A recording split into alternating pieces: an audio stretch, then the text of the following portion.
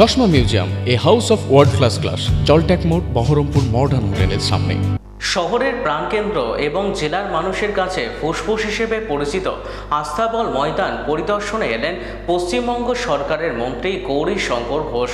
রবিবার সকালে এই গুরুত্বপূর্ণ পরিদর্শনে তার সঙ্গে উপস্থিত ছিলেন মুর্শিদাবাদ জেলার সাংগঠনিক বিজেপি সভাপতি সোমেন মণ্ডল, টাউন সভাপতি নিবিড় দাস সহ অন্যান্য নেতৃত্ব ও কর্মীবৃন্দরা।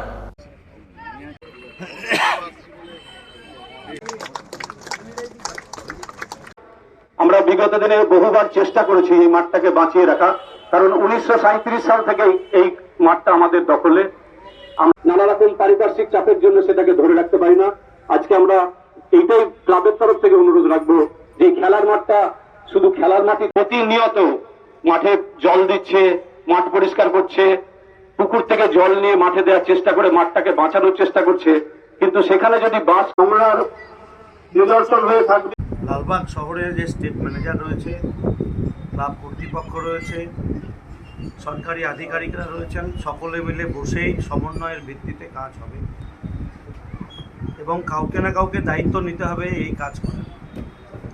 যে সরকার এসেছে এই সরকার গঠনমূলক ভূমিকা পালন করছে। আমরা এক মাসেই দেখতে পেয়েছি আমাদের মাননীয় মুখ্যমন্ত্রী শুভেন্দু অধিকারীর নেতৃত্বে যেভাবে সরকার আমরা ওরা না করে সমস্ত পক্ষকে নিয়ে উন্নয়নের কাজ শুরু করেছেন। আগামী দিনে স্টেট ম্যানেজার বিগত দিনে কি করেছে আমরা জানি না।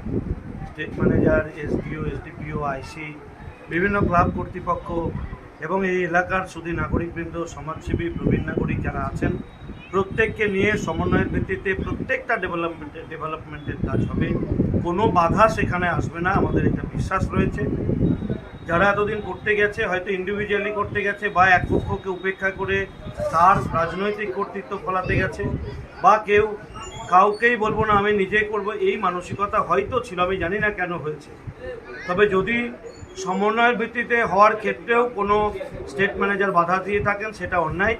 আমি চাইব যে সবাই মিলে এগিয়ে এসে এই শহরকে সুন্দর করে গড়ে তুলতে। সেই জন্য আমরা সমন্বয়ের ভিত্তিতেই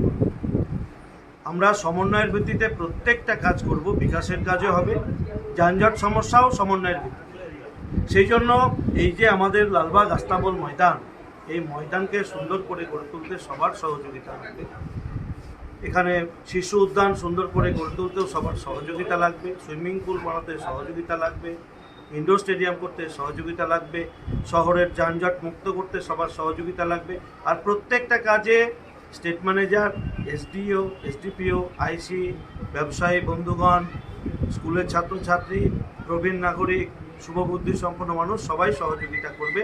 সেই পরিবেশ আমাদের সরকার তৈরি করছে, আর সেই পরিবেশের মধ্যে দিয়ে আমরা সার্বিক বিকাশ এই শহরের যেমন করব, এই মাঠের বিউটিফিকেশন থেকে মাঠটাকে সুন্দর করে গড়ে তোলার ক্ষেত্রেও সেই পদ্ধতিতেই করা।